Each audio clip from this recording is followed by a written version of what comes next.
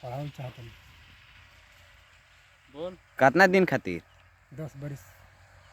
लड़का पढ़ेला नु? पढ़ेला। कौना क्लास में अभी? अभी तक दूसरे में पढ़ेला। तो एडमिशन करैबा नु? हाँ कराई। ये महीना के बाद के यही महीना में? अब यही महीने में पढ़ाई।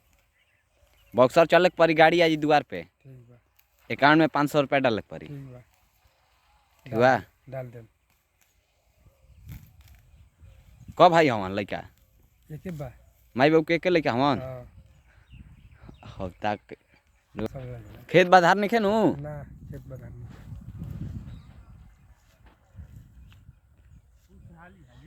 अरे भाई अब सच्चाई बोला था नु? हाँ सच्चाई ना तो झूठा। लड़का के दम पढ़ाओ चाहता नु? हाँ पढ़ाओ चाहता हूँ। चलो छोड़ बंद कर। और अभी कहाँ जाता वो? अभी तो यही काम कर ला ना। हाँ। अपना लड़का ही खेत नु। हाँ। तो लड़का माने हमारा आगे बढ़ो। ठीक है।